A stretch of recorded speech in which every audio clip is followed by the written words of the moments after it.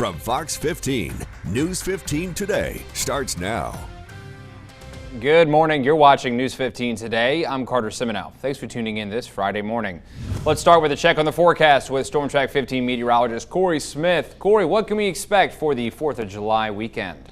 Well, there's some rain in the forecast, but some sunshine and a wasp right now on the I-10, I-49 camera this morning. Taking that sunshine because as we go throughout the next few days, some pretty wet weather ahead. Taking a look at the temperature currently in Lafayette, sitting at 78 degrees with partly cloudy to mostly sunny skies. Those clouds will start to increase pretty soon here, and with that, the chance of rain. Radar is quiet this morning, but by midday, starting to change that as we see a cold front moving into the area. So let's take a look at the morning forecast here. Out in Jennings, should be a pretty nice start to the day as far as summer standards go. 84 degrees by 10 a.m. up into the middle 80s as we head towards noon with the increase in cloud cover ahead of that rain chance. We'll talk about that and also talk about now Hurricane Elsa out in the Atlantic Ocean moving into the Caribbean Sea here, coming up a little bit later on the newscast, so stay tuned. Alrighty, a hurricane in July, Corey. Well, thanks very much. We'll be checking back with you for more updates throughout the morning. Turning to COVID-19 news, if you'd like to get tested or vaccinated against the coronavirus, head to any of these health units that are located in your area. Each location is listed there on your screen. Note, all services are available during regular business hours. Vaccines are administered from 8 a.m. to 2 p.m. and testing is from 3 to 4. Two studies have found the Johnson & Johnson COVID-19 vaccine provides at least 8 months of immunity and protects against the Delta variant, the company said in a statement last night. Separately, researchers studied blood taken from 8 vaccinated volunteers and tested it against an engineered version of the Delta variant and other variants of the virus. They found the single-dose J&J COVID-19 vaccine generated neutralizing antibodies against the range of variants. The U.S. Marshal's Office reporting the rescue or recovery of 19 children during an operation called This Is the Way Home. The operation ran from March 1st to June 30th and focused on missing and endangered runaways in the New Orleans metro area. An additional 20 children were located or turned themselves in, according to the Marshal's Office. During the recoveries, 9 adults were arrested in connection with this operation. Well, a Kenner native is hoping for a miracle after revealing his wife is still missing a week following the collapse of the Florida condominium tower. Michael Stratton says he was on the phone with his wife, 40-year-old Cassandra Cassie Bildo Stratton, while the towers collapsed. And now hope is diminishing with each day. Here's what Cassandra's sister had to say. It's to my understanding that Cassie called her husband at 1:30 a.m. Miami time and told him that the pool was collapsing, that the ground was shaking and cracking. And it's my understanding that she, let out a very loud scream and the phone went dead. Cassandra is still reported as missing following the fall of the 12-story building. Right now, 18 people have been confirmed dead. Families are now grappling with a harsh reality as efforts to find survivors following the Surfside condo collapse extend beyond a week. Fox News correspondent Madeline Rivera is on location with more on that and the latest safety concerns facing rescuers. If the building's a problem, the building has to disappear. Officials in Surfside are now considering reducing the remaining parts of the Champlain Tower south to rubble, citing concerns over its structural integrity. The threat over a possible second collapse caused search efforts to be delayed for roughly 15 hours Thursday. And now first responders are trying to make up for lost time. We will continue to search feverishly, as we have done all along, in the parts of the collapse that we currently have access to. Still, the hope that survivors will be recovered is something many folks are refusing to abandon. But as of Thursday, more than a week into the search, at least 145 people remain unaccounted for. The president consoled the victims' families during his visit yesterday, while acknowledging the full scope of the tragedy. They know that the chances are, as each day goes by, diminish slightly. But at a minimum, they want to recover the bodies. He also pledged the support of the federal government, saying it would cover the entire cost of search and rescue efforts for the next 30 days. Well, moving on, Boy Scouts of America reached an $850 million settlement with tens of thousands who say they were sexually abused. The settlement is the largest in a child sexual abuse case in United States history. More than 84,000 people are part of the lawsuit against the 110-year-old organization, which has been plagued with claims of abuse from volunteers and leaders since the 1960s. An attorney for more than 16,000 people says the majority of his clients are in their 60s and 70s and that the abuse happened while they were in their teens. The settlement was detailed in court documents filed this week. Well, if you're tired of spam phone calls from numbers that look local, rejoice. The Federal Communications Commission has implemented a new anti-spoofing system called Stir/Shaken to honor spy James Bond. It helps verify phone numbers to ensure what shows up on your caller ID is actually the number that is calling you. The three major U.S. carriers, T-Mobile, Verizon, and AT&T, say they've adopted the new protocol. The FCC hopes this will reduce the number of robocalls, but it's not a complete fix, and officials warn consumers should remain vigilant against scammers. And as I said a little bit later on today, the chance of storms starting to work in. We'll talk about what you can expect there and if you need the umbrella as you head out the door coming up. And time to check in with Al Abair. He's right outside with the owner of JB's Cruising Cuisine. Checking in with them to see what's cooking next.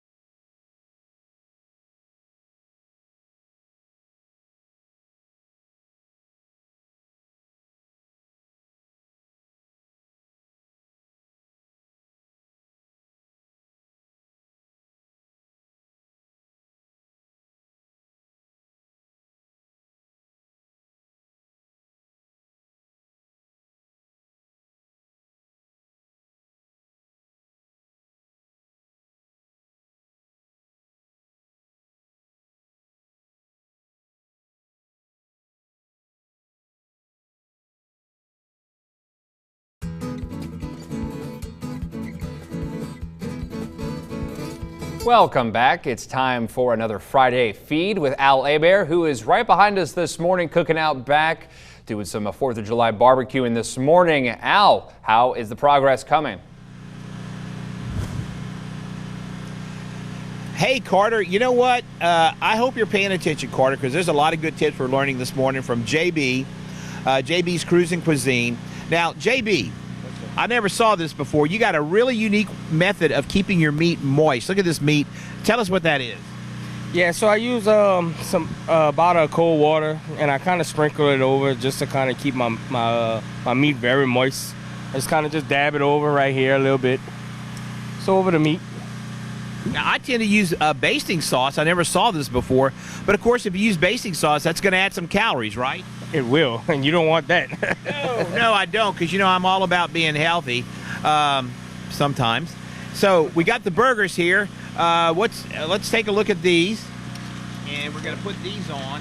Oh, my God, that's gorgeous. Look at that, John. You got a shot of that, John? It is. It's already seasoned, ready to go. What's the secret to a great barbecued hamburger? The seasoning. The seasoning. Now, Yes, how do you sir. make sure they're cooked on the inside and not burned on the outside? Well, I don't use a thermometer or temperature or nothing like temperature gauge or anything. I just kind of cut it on the side and just see there. After I cut it on the side, if it's a little pink. Some people like a little pink on their burgers. I like mine fully cooked. Yeah, me too. And these are pretty thick burgers. Yeah, it is. Yeah, it's homemade. How long do you think these will take to cook? About 30 minutes. And that's you got the fire at about 200, right? Yes, sir. Fire's at about 200. The coals are about 16, 18 inches from the grill. Is that about right? Yes, sir. And okay, we're going to go back to the studio. JB and I out here in the back parking lot. Hey, this is the best action we've seen in the back parking lot in years. This is great stuff. Having a good time with JB cooking. Look at that. Water, keeping the meat moist. Back to you, Carter. All right, sounds great, Al. I just walked out there. It's smelling great. Can't wait to join you and try some of that firsthand in our next hour. Well, we have more rain in the forecast. Storm Track 15 meteorologist Corey Smith is tracking when that will arrive next. It's 7:42 on your Friday morning.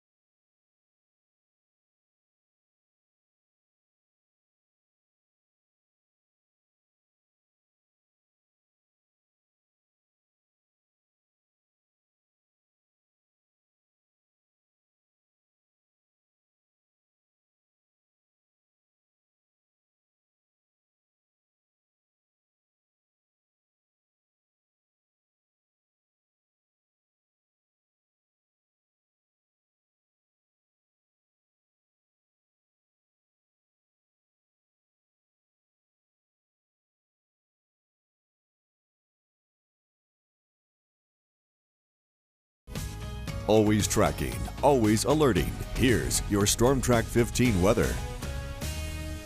Welcome back. We have some wet weather on the way, so let's go ahead and get the latest from Storm Track 15 meteorologist Corey Smith to see how this will impact the holiday weekend. Corey, it's all right now outside, but it won't be like that for much longer today. Yeah, we're seeing the rain move back in, and for the out-the-door forecast, like you mentioned, we're staying dry for the most part here. Really, it's going to be once we head into the afternoon that we start to see those showers and storms working in. And let's actually break that down here on Futurecast for you. Temperatures warming up pretty quickly. We'll be topping up right around 90 degrees here as we head into the afternoon. And that's when we start to see showers popping up here right around midday. And notice, it's a little bit of a different situation than the last few rain events we've had. A line of showers and storms starts to form to the north, drags down to the south. This is actually a cold front pushing into the area. It's going to stall over the area. So you can see right around 5 p.m.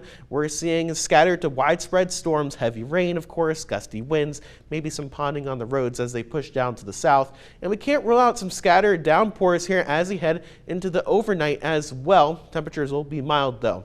This is the first of many rounds of rain, though. In fact, as we go throughout the next 4 to 5 days, looking like widespread 1 to 2 inches. I think localized maybe 4 to 6 inches in some of those areas where we get repeat heavy storms day after day here. So we'll have to keep an eye out for maybe some localized flash flooding here over the next 3 to 4 days.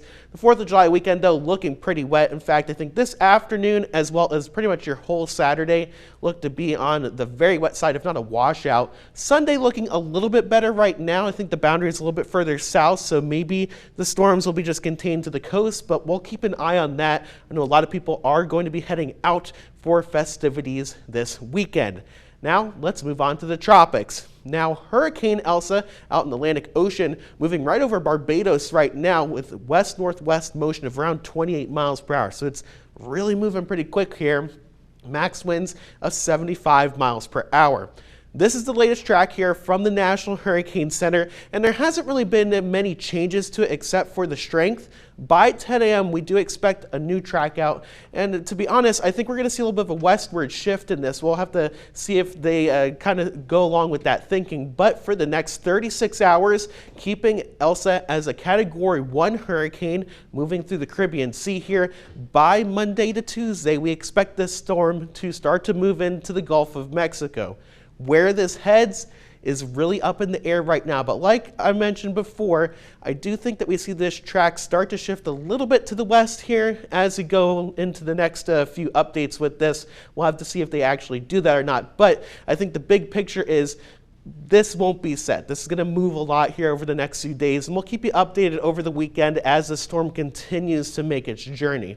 As for the 7-day forecast, well, a lot of rain here over the next few days. Friday afternoon, which is today, looking pretty wet, and we stay wet through the weekend. Saturday looking like a washout. Sunday, hopefully we get some of those drier periods in, and then as we head towards next week, we're keeping things cooler than normal for this time of year with the chance of showers and storms in the forecast.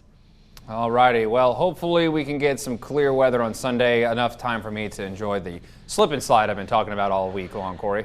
So yeah, do that, and then you can have fun outside. I think the night should be okay, so maybe some nighttime slip and slide festivities for you, maybe in the books. Yeah, don't tempt me with a good time, Corey. All right, we'll check back with you later on. But first, we've got a rundown of some local events happening this weekend, plus some tips on how to use fireworks safely. Storm Track 15's Tracking the Tropics, brought to you by Lafayette Roofing.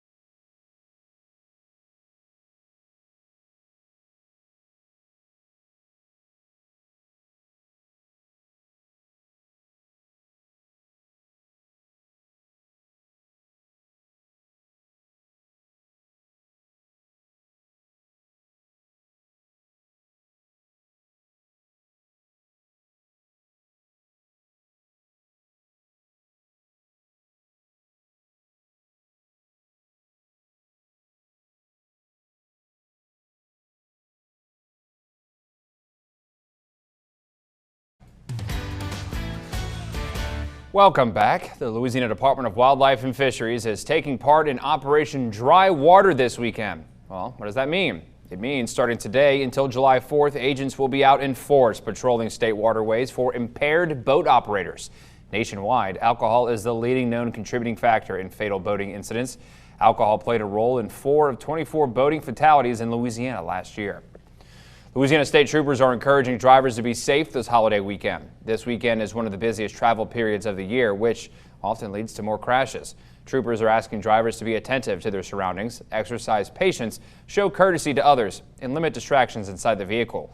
Louisiana State Police will have additional troopers on patrol looking for aggressive and impaired drivers. Hitting the open road for the 4th of July means opening the wallet too, especially for gas this year. Gas Buddy, the real-time online finder of gas prices, says that many drivers will pay above the $3 per gallon mark in time for the 4th of July weekend. The national average price of gas on July 4th is expected to be $3.11 per gallon. That's 93 cents more than last year's price, which came during the coronavirus pandemic when few traveled. Gas Buddy's survey says 74% of people will take at least 2 summer trips, keeping supply tight and prices high. Well, some sad news for local business in the area. Zoo House Bakery and Coffee announcing on Facebook they're closing their doors tomorrow. The coffee joint saying, quote, "We would like to thank our customers for the continuous support over the years," end quote. In their post, they allude to a new location in the near future. Turning to some weekend events here in Acadiana, Bayou on the Teche invites you to be a part of the Theology on the Bayou, specifically the hour-long Theology on Tap style series today. It starts at 6 p.m. A variety of speakers will discuss topics like image of God, faith and science, and so much more. This discussion is the first of 3 dates of the series, with the next to follow on July 16th and July 30th. Visit Theology on the Bayou Facebook page for more information. And Vincent Family Barbecue officially opens this weekend in St. Mary Parish. The takeout-only eatery opens tomorrow at 11 and goes until 7. Choose your pickup style, whether that's walk-in or curbside. You don't want to miss your exclusive first taste of this one-of-a-kind barbecue this 4th of July weekend. Visit VincentFamilyBarbecue.com to pre-order or call 337-205-4850. Well, the 4th of July is all about parades, festivals, and fireworks. And following a spike in fireworks-related injuries and deaths last year, safety and health experts have a warning for those hoping to put on dazzling home displays. NBC's Sarah Dowloff reports. It was a record-breaking holiday for all the wrong reasons. Last year's 4th of July celebrations saw firework-related injuries and deaths soar by 50%. That is a trend that is going in the wrong direction. 18 people were killed and more than 15,000 treated in ERs across the country. The U.S. Consumer Product and Safety Commission, which details the increases in a newly released report, believes they're tied to the pandemic. It may have been that consumers were taking matters into their own hands and celebrating because many of the public fireworks displays across the nation were canceled. And they're worried it may happen again this year. The commission releasing videos emphasizing the danger of fireworks, including popular and generally legal ones. Last year, firecrackers were the biggest source of ER-treated injuries, followed by sparklers. Don't give a sparkler to a child. They burn at 2,000 degrees, as hot as a blowtorch. Health and safety experts also reminding people to have a bucket of water nearby and to never mix alcohol, drugs, and fireworks. Your best bet? Enjoy public displays. Most are back on this year. Don't spend your 4th of July in the emergency room. Smart moves for a safe and sparkling holiday. The Lafayette Fire Department usually responds to at least 10 grass fires and 1 structure fire every 4th of July. Local shop owners recommend soaking used fireworks in water before throwing them away.